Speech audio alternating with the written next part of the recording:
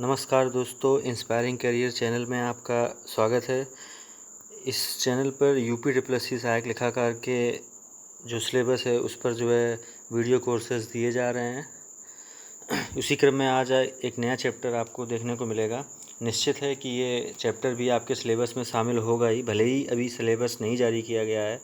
उसके अलावा भी अन्य परीक्षाओं में ये चैप्टर जो है बहुत इम्पोर्टेंट है, चाहे किसी भी अकाउंटेंट की कोई भी भर्ती हो या उसके अलावा भी। इस चैप्टर का नाम है ई कॉमर्स।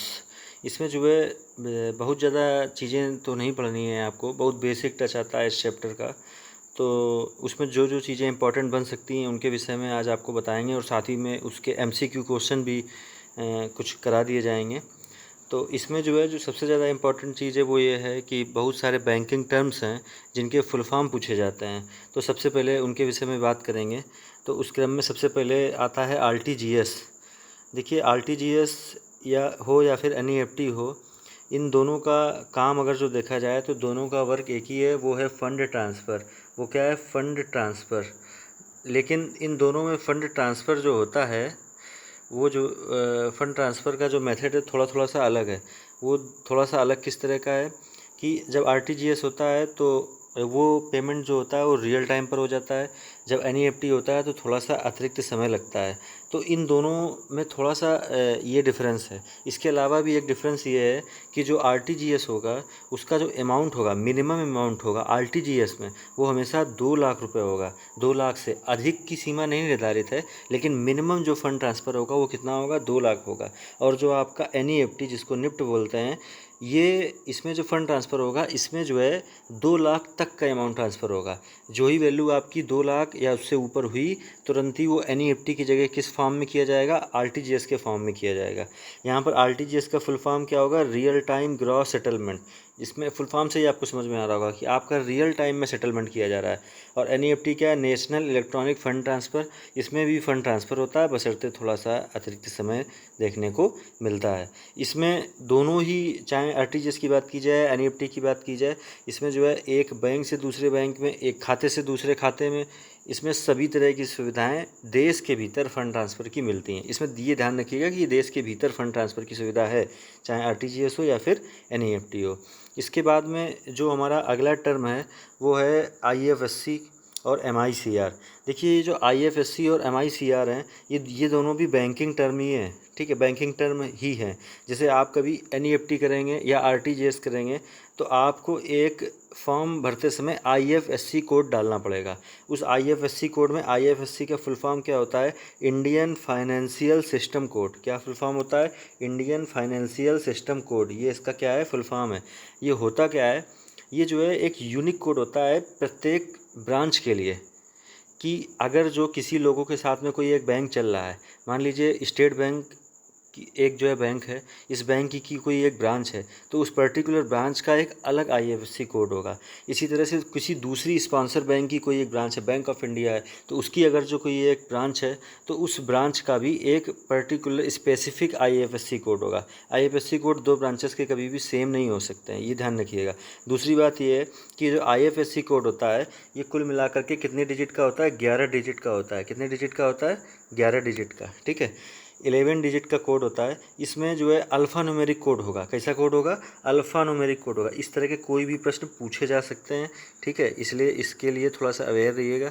आपको अगर जो आईएफएससी कोड का सबसे बेहतर एग्जांपल देना है तो निश्चित तौर पर आप अपनी पासबुक उठाइए बैंक अकाउंट की, और उस अकाउंट की पासबुक में देखिए आपको एक आईएफएससी कोड लिखा हुआ मिलेगा। ठीक है, ये मैंने बोला कि कैसा होता है? अल्फ़ा न्यूमेरिक, मतलब इसमें आपको अल्फ़ाबेटिकल कैरेक्टर भी मिलेंगे और न्यूमेरिक कैरेक्टर भी मिलेंगे।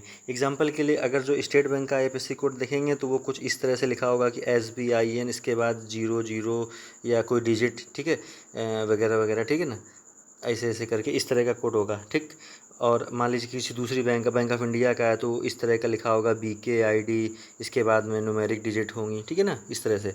दूसरी चीज़ ये याद रखिएगा कि कोड कितने डिजिट का है? कुल मिलाकर के 11 डिजिट का। इसमें ये संख्या नहीं फिक्स है कि अल्फ़ा न्यूमेरिक की कितनी संख्या होगी और न्यूमेरिक की कितनी होगी। ये संख्या आपस में घट बढ़ सकती है, लेकिन टोटल मिला करके कितनी संख्या होगी? 11 डिजिट होगी। कितनी होगी?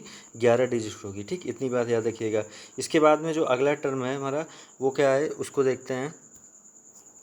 जो अगला टर्म है वो है हमारा MICR कोड। क्या है? MICR code.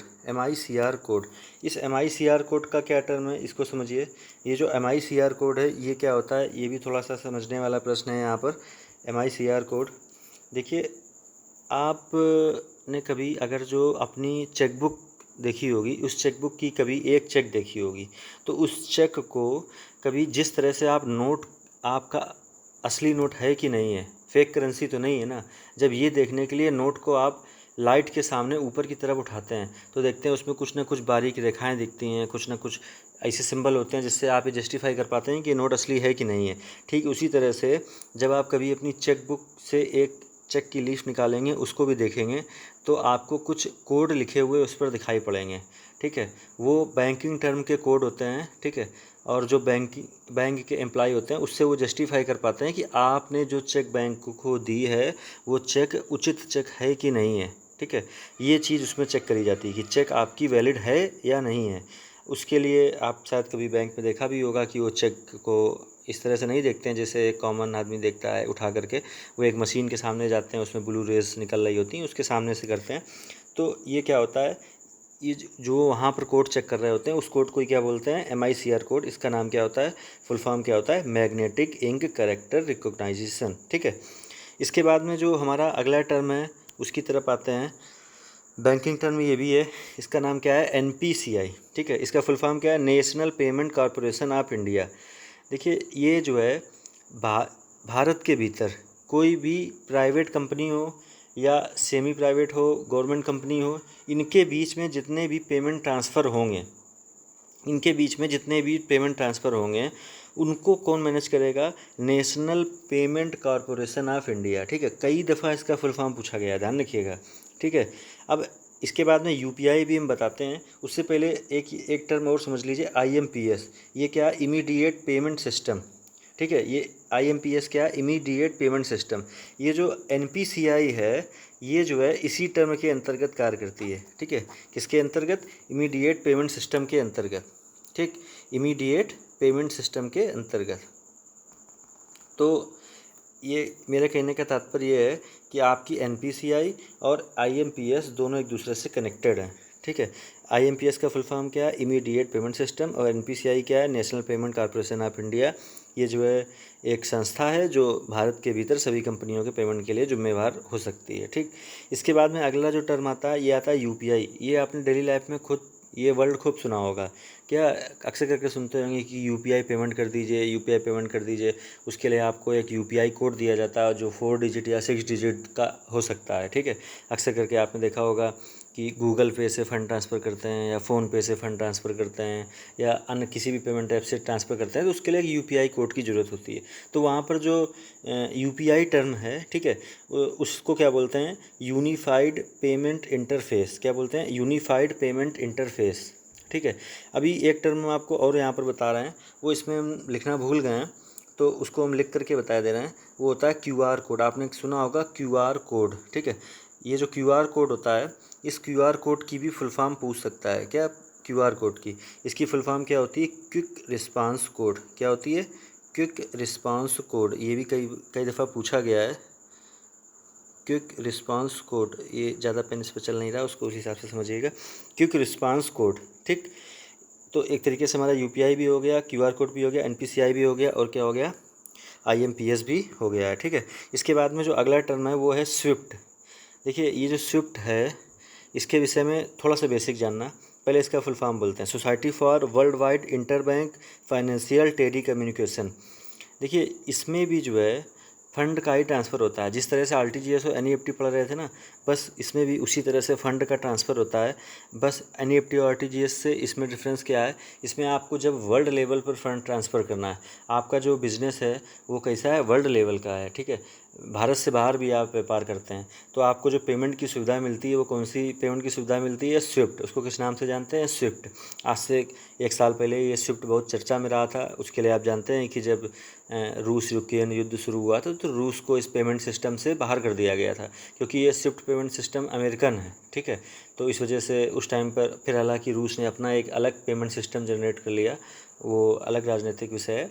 तो उसके लिए खैर कोई बात नहीं, लेकिन ये उस समय पर चर्चा में रहा था, ठीक है।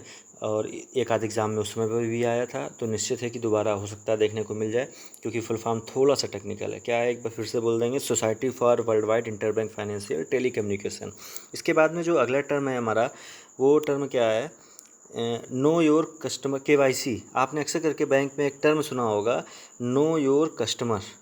KYC कहते हैं कि अकाउंट में आप जो है आप अपने अकाउंट में KYC करवाइए, आप अपने अकाउंट में KYC लगवाइए। तो अक्सर करके ये टर्म सुनने को मिलता है, तो इसका भी फुल फॉर्म जान लेना होता है। अब KYC में आपको पता है बेसिक, कोई ना कोई आपसे डॉक्यूमेंट मंगवा लिया जाता है कि आप अपना आधार कार्ड लेकर के आइए या आप अपना पैन कार्ड लेकर के आइए, किसी न किसी तरह से आप जो है अपने पेमेंट को, अपने अकाउंट को दोबारा से चालू करवा पाएँ, ठीक है। हाँ, एक चीज़ ये ध्यान रखिएगा कि KYC का वैसे तो फुल फॉर्म होता है know your customer. In case कभी आपकी परीक्षा में प्रश्न आवे और आपको नो योर कस्टमर ऑप्शन में ना मिले, तो इसका नो योर क्लाइंट भी होता है। क्या ऑप्शन होता है, नो योर क्लाइंट भी होता है। कई सारी बुक्स में नो योर कस्टमर ही देगा, आप गूगल करेंगे तो आपको नो योर क्लाइंट निश्चित तौर पर देखने को मिलेगा, ठीक है। इसके बाद में जो अगला समझने वाला फुल फॉर्म है वो है पैन। ये पैन वही है बेसिक, जो आप पैन कार्ड अपना सुनते हैं अक्सर करके, ठीक है। तो हालांकि ये इसमें उन्होंने लिख दिया है परमानेंट अकाउंट नंबर। जब पेपर देने जाते हैं तो अक्सर करके पैन कार्ड पास में भी रहता है, तो उसका फुल फॉर्म शायद ना भी याद हो तो काम चल सकता है, ठीक है। तो लेकिन एक बार पढ़ लेंगे तो याद रह जाएगा। ये भी अल्फ़ा न्यूमेरिक करेक्टर में होता है, आपको पता होगा। इसमें भी न्यूमेरिक और अल्फ़ाबेटिकल करेक्टर, पैन नंबर एक यूनिक आईडी होगा जिसमें न्यूमेरिक और अल्फ़ाबेटिकल करेक्टर दोनों शामिल किए जाते हैं। इसका फुल फॉर्म क्या होता है, परमानेंट अकाउंट नंबर। इसके बाद में हम नेक्स्ट पेज पे चलते हैं, ठीक है। अब इससे रिलेटेड कुछ ऑब्जेक्टिव क्वेश्चन बता रहे हैं आपको, ठीक है, वो थोड़ा सा समझ लीजिए उसको।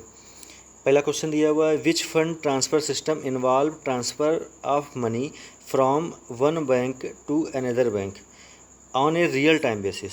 देखिए, ये जो क्वेश्चन दिया हुआ है इसमें ये दिया हुआ है कि कौन सा फ़ंड ट्रांसफ़र सिस्टम है जो आपके पैसे को एक बैंक से अनदर दूसरे बैंक में या दूसरे अकाउंट में ले जाता है। तो ये तो आपको पता है कि आपके पास में इस तरह के लिए ऑप्शन क्या है, या तो NEFT है या RTGS है। इन विकल्पों में से कौन कौन से दो ऑप्शन है, या तो NEFT है या फिर RTGS है। बस इसमें एक कंडीशन दे दी गई है, क्या दे दी गई है, रियल टाइम। अगर जो आपने ये रियल टाइम वाली कंडीशन पढ़ ली तो आपको तुरंत याद आ जाएगा कि RTGS का फुल फॉर्म ही क्या होता है, रियल टाइम ग्रॉस सेटलमेंट। तो इसलिए इसका आंसर क्या हो जाएगा, सेकंड वाला ऑप्शन सही हो जाएगा। इसके बाद में अगला क्वेश्चन देखते हैं, the account in which trading of share in their electronic form is done is known as. देखिए, इस क्वेश्चन में ये पूछा है कि आप उस खाते को किस नाम से जानते हैं जिसमें शेयर जो होते हैं वो इलेक्ट्रॉनिक फॉर्म में परचेज़ किए जाते हैं या उनसे संबंधित बिजनेस किए जाते हैं। आपको फिजिकली कोई शेयर या कोई डॉक्यूमेंट नहीं दिया जाता है, आपसे क्या होता है, इलेक्ट्रॉनिक फॉर्म में शेयर का बिजनेस किया जाता है। तो वो पूछ रहे हैं कि उस अकाउंट को किस नाम से जानते हैं, ठीक है। तो ये बात याद रखिएगा, उस अकाउंट को जानते हैं डीमेट अकाउंट के नाम से। किस अकाउंट के नाम से, डीमेट अकाउंट के नाम से जानते हैं, ठीक है। आजकल ये डीमेट अकाउंट बहुत चर्चा में रहता है, बहुत सारे लोग ट्रेडिंग करते हैं शेयर्स की, ठीक है। शेयर बाज़ार में अगर जो आपको इन्वेस्ट करना है तो आपको पहले क्या ओपन कराना पड़ेगा, डीमेट अकाउंट ओपन कराना पड़ेगा। इसके लिए आजकल बहुत सारे ऐप भी देखने को मिलते हैं, ठीक है। इसके बाद में अब हम लोग अपने नेक्स्ट क्वेश्चन की तरफ चलेंगे। अगला क्वेश्चन है, दिया हुआ है, how many digit are present in IFSC code. ये अभी IFSC कोड के लिए हमने आपको बताया था कि IFSC कोड में चाहे अल्फ़ा न्यूमेरिक करेक्टर होगा, ठीक है, उसमें अल्फ़ाबेटिकल करेक्टर होंगे और न्यूमेरिकल करेक्टर होंगे, लेकिन उनकी जो टोटल संख्या होगी वो कितने डिजिट की होगी, ये बात अभी हमने जस्ट आपको बताई थी, 11 डिजिट की। कितने डिजिट की होगी, 11 डिजिट की, ठीक है। कितने डिजिट की हो जाएगी, 11 डिजिट। इसका आंसर क्या हो जाएगा, 4 वाला, ठीक। इसके बाद में जो अगला क्वेश्चन है उसकी तरफ चलेंगे, what is the minimum amount of money that can be transfer through RTGS। देखो, अभी हमने आपको बताया था कि NEFT में जो फंड का ट्रांसफ़र होगा वो जो है उसकी सीमा कितनी है, 2 लाख रुपये तक, ठीक है। 2 लाख या उससे कम क्या होगा, NEFT होगा। जो ही आपकी सीमा 2 लाख को टच किया और उससे ऊपर का फंड ट्रांसफ़र हुआ, ठीक है। यहाँ क्वेश्चन क्या दिया गया था, minimum amount of money that can be transfer through RTGS करने के लिए मिनिमम अमाउंट कितना होना चाहिए, तो वो हमने आपको बताया होगा कितना होगा, कम से कम 2 लाख, ठीक है। अगर जो 2 लाख से कम होगा ना तो क्या हो जाएगा, अपने आप NEFT हो जाएगा, ठीक है। आप फॉर्म जब कभी NEFT और RTGS का भरेंगे फिजिकली, ठीक है, ऑफलाइन रूप से, तो वो फॉर्म हमेशा एक ही होता है, उसमें अमाउंट भरना होता है। वो बैंक के एम्प्लॉय के ऊपर होता है कि आपका RTGS कर रहा है कि NEFT कर रहा है, तो वो उसके ऊपर किस तरह से उसको एक सीमा बता दी गई है कि आप 2 लाख से कम का अमाउंट है NEFT कर देंगे, 2 लाख से ऊपर का है तो क्या कर देंगे, RTGS कर देंगे, ठीक है। अब हम नेक्स्ट क्वेश्चन की तरफ चलेंगे। अब देखिए नेक्स्ट क्वेश्चन जो हैं ये प्रीवियस ईयर के कुछ एग्ज़ाम में ये क्वेश्चन आए हुए हैं, ठीक है, जो मतलब किसी न किसी पूर्व की परीक्षा में आपको देखने को मिले हैं, तो वो हमने क्वेश्चन यहाँ पर ऐड करने की कोशिश करी है। तो थोड़ा सा इनके विषय में समझेंगे, ठीक है, देखना पड़ेगा। पहला क्वेश्चन उत्तराखंड की असिस्टेंट अकाउंटेंट में आया है, आपको भी असिस्टेंट अकाउंटेंट की परीक्षा देनी है। इसमें दिया है which of the following is the fastest in fund transfer. पूछ रहा है कि फ़ंड ट्रांसफ़र के लिए, ठीक है, फास्टेस्ट प्रणाली कौन सी है, फ़ंड ट्रांसफ़र के लिए फास्टेस्ट प्रणाली कौन सी है। हमने बताया था RTGS का फुल फॉर्म भी, ठीक है, क्या बताया था, रियल टाइम। जब रियल टाइम बता दिया गया तो मतलब जिस टाइम पर ट्रांजेक्शन हो रहा है उसी टाइम पर दूसरे अकाउंट में दिख जाए, इससे ज़्यादा फास्ट कुछ हो सकता है क्या। तो इसलिए इसका आंसर क्या हो जाएगा, जब फास्टेस्ट प्रणाली पूछ देगा तो क्या हो जाएगा, RTGS, ठीक। इसके बाद में नेक्स्ट क्वेश्चन देखेंगे, पूछ रहा है RTGS का तात्पर्य है, वही RTGS का फुल फॉर्म पूछ रहा है, तो क्या हो जाएगा, रियल टाइम ग्रॉस सेटलमेंट। तो इसका आंसर कौन सा सही हो जाएगा, बी वाला। अब सारे क्वेश्चन आसानी से होंगे अगर जो आपने कॉन्सेप्ट सुना हुआ है। इसके बाद में पूछ रहा है NEFT का फुल फॉर्म बताइए, तो NEFT का फुल फॉर्म क्या होगा, नेशनल इलेक्ट्रॉनिक फंड ट्रांसफ़र, ठीक है, कौन सा हो जाएगा, नेशनल इलेक्ट्रॉनिक फंड ट्रांसफ़र होगा, ना कि ट्रांसमिशन, ठीक है, डी वाला ऑप्शन सही है, नीचे तभी नहीं दिख रहा था ऊपर, ठीक, कौन सा हो जाएगा, नेशनल इलेक्ट्रॉनिक, ना कि इलेक्ट्रिक। देखो जब आप फुल फॉर्म याद करते हैं तो हो सकता है कि दूसरी चीज़ें दिमाग में कुछ डाउट ना आ पाते हों। जब आप प्रश्न देखते हैं तो देखिए कितने नियर बाई इसमें ऑप्शन दिए हैं, इलेक्ट्रिक है कि इलेक्ट्रॉनिक है, इस तरह की बारीकियां हैं थोड़ी सी, इन पर आपको नज़र रखनी पड़ेगी, ठीक है। इसलिए इसका फुल फॉर्म क्या हो जाएगा, नेशनल इलेक्ट्रॉनिक फंड ट्रांसफ़र। इसके बाद में नेक्स्ट क्वेश्चन देखेंगे। नेक्स्ट क्वेश्चन दिया हुआ है आपका what are the application of computer in accounting. पूछ रहा है कि कंप्यूटर अकाउंटिंग के प्रयोग क्या हैं, ठीक है। तो उसमें पहला ऑप्शन दिया है to record all business transaction, to prepare various type of ledger, to prepare financial statement. ये सारे ही काम होते हैं किसके ऊपर, कंप्यूटर के ऊपर।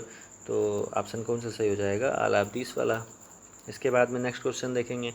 इसमें नेक्स्ट क्वेश्चन दिया हुआ which of the following is an example of soft copy output device. Output device की सॉफ्ट कॉपी का उदाहरण निम्न में से कौन सा है। एक चीज़ तो यहाँ पर पहले बेसिक समझ लीजिएगा, एक होती है सॉफ्ट कॉपी, एक होती है हार्ड कॉपी। हार्ड कॉपी और सॉफ्ट कॉपी में डिफरेंस क्या है, हार्ड कॉपी मतलब आपने मान लीजिए अपना एक एडमिट कार्ड है, किसी एग्ज़ाम का एडमिट कार्ड आया, आपने उसको अपने फ़ोन में डाउनलोड कर लिया, जब तक वो फ़ोन में है तो वो किस रूप में है, सॉफ्ट कॉपी के रूप में। अभी जब आपने उसका प्रिंट कर लिया ना तो वो किस रूप में हो गया, हार्ड कॉपी के रूप में। अब ये यहाँ पर पूछ रहा है कि सॉफ्ट कॉपी किस में मिलती है। अब देखो प्रिंटर से अभी हमने बोला ना प्रिंट आउट निकाल लिया, तो प्रिंटर किस लिए है, ये हार्ड कॉपी के लिए। प्लॉटर भी किस लिए होता है, हार्ड कॉपी के लिए। प्लॉटर क्या होता है, जैसे कभी जैसे प्रिंटर से आप छोटे छोटे प्रिंट निकालते हैं ना, वैसे प्रिंटर से कभी होर्डिंग बोर्ड देखे होंगे, बड़े बड़े से होर्डिंग लगते हैं ना, तो उनका जो प्रिंट निकलता है वो किससे निकलता है, प्लॉटर से। तो वो भी क्या हुआ, हार्ड कॉपी तो निकली ना। प्रोजेक्टर पता है क्या होता है, प्रोजेक्टर से जैसे कि सिनेमा हॉल में ही देखते हैं, वो किस पे आपके जो मूवी चल रही होती है किस पे चल रही होती है, प्रोजेक्टर पे चल रही होती है, ठीक है। उसमें दूसरी तरफ से यूवी रेज आती हैं और वो उसको चला रही होती हैं, ठीक है। तो वो प्रोजेक्टर होता है, वहाँ पर कोई हार्ड कॉपी तो मिल नहीं रही होती है, तो वो किस फॉर्म में चल रही होती है, सॉफ्ट कॉपी के फॉर्म में। इसलिए इसका ऑप्शन क्या सही हो जाएगा, ए वाला ऑप्शन, प्रोजेक्टर, ठीक है। इसके बाद में नेक्स्ट क्वेश्चन देखते हैं। नेक्स्ट क्वेश्चन दिया है which of the following is not an input device. इसमें पूछ रहा है कि कौन सा इनपुट डिवाइस नहीं है, ठीक। इनपुट डिवाइस कौन सा नहीं है। इनपुट आउटपुट डिवाइस में बेसिक डिफरेंस बहुत सारे लोग जानते होंगे, फिर भी बता रहे हैं जिनको नहीं पता है। इनपुट डिवाइस वो डिवाइस जिससे आप कंप्यूटर को कोई कमांड दे पा रहे हैं। आउटपुट डिवाइस वो डिवाइस जिसमें आपने कंप्यूटर को जो कमांड दी थी उसके बदले में उसने आपको जो कुछ भी है वो वापस किया। जब आप कीबोर्ड है, कीबोर्ड से की दबाते हो, वर्ड के ऊपर, एक्सेल के ऊपर या कहीं पर भी कुछ लिखते हो, तो आपने इनपुट दिया तो इनपुट उसने ले लिया, आपने अपना नाम लिखा, आपका नाम लिख गया, तो ये क्या हुआ, इनपुट डिवाइस। माउस है, माउस से आपने किसी आइकन के ऊपर क्लिक किया तो क्लिक हो गया ना, तो जब क्लिक हो गया तो मतलब वो कैसी है, इनपुट डिवाइस। इसके बाद बार कोड रीडर डी वाला ऑप्शन पढ़ रहे हैं अभी हम। बार कोड रीडर में क्या होता है, आपके पास में एक बार कोड होता है, वो कभी मॉल वॉल्स में शॉपिंग किए होंगे तो देखे होंगे, हर एक प्रोडक्ट के ऊपर एक कोड होता है, उस कोड को स्कैन करते हैं। तो इसका मतलब क्या होता है, बार कोड रीडर के थ्रू उन्होंने क्या दिया, इनपुट दिया, तो उस प्रोडक्ट की वैल्यू आ जाती है, आपके बिल में ऐड हो जाती है, तो वो भी क्या हुआ, इनपुट डिवाइस हुआ। जो मॉनिटर होता है ना, मॉनिटर का मतलब क्या हुआ, आपके सामने जो स्क्रीन रखा है, आपको जो कुछ भी चाहिए वो आपको कहाँ पर दिखाई पड़ रहा है, मॉनिटर के ऊपर तो दिखाई पड़ रहा है। आपको मूवी देखनी है, यानी आउटपुट दे रहा है मॉनिटर आपको, आप मूवी देख रहे हो। आपको वर्ड के ऊपर काम करना है, वो आपको आउटपुट दे रहा है ना, तो आप उसके ऊपर काम कर रहे हो, तो वो क्या हो जाएगा, आउटपुट डिवाइस हो जाएगा। इसलिए इस प्रश्न का आंसर क्या हो जाएगा, मॉनिटर। कंप्यूटर के क्वेश्चन भी आपके एग्ज़ाम के लिए बहुत इंपॉर्टेंट है। निश्चित है कि कंप्यूटर आपके सिलेबस में ऐड होने की बहुत बड़ी संभावना है। तो ये ये तो बहुत छोटे छोटे क्वेश्चन थे, कोई मतलब ही नहीं था इनका, लेकिन अगर जो कंप्यूटर ऐड हुआ तो आप जूनियर असिस्टेंट का सिलेबस देख लीजिएगा, कितना लेंदी सिलेबस आया है कंप्यूटर का। और आपके में वहाँ पर CCC का डिप्लोमा मांगा गया है, आपके में O लेवल का डिप्लोमा मांगा गया है। इसलिए बिल्कुल अवेयर रहिएगा कि अगर कंप्यूटर का सिलेबस ऐड हुआ तो कंप्यूटर बहुत स्टैंडर्ड फॉर्म में ऐड होगा। तो इसके लिए थोड़ी बहुत कंप्यूटर की भी नॉलेज अभी से रखना शुरू कर दीजिए। अगर जो आपको ये वीडियो अच्छा लगा हो तो चैनल को सब्सक्राइब कर लें, वीडियो को लाइक कर दें, थोड़ा शेयर भी कर देंगे तो बेहतर रहेगा। आपको लगातार कुछ ना कुछ वीडियोस इस चैनल पर हम डालते रहेंगे। स्पेशली MCQ प्रैक्टिस अकाउंट की निश्चित तौर पर अच्छी खासी करा देंगे, ठीक है। तो बस आज के लिए इतना ही, धन्यवाद। चैनल को सब्सक्राइब प्लीज़ कर लें।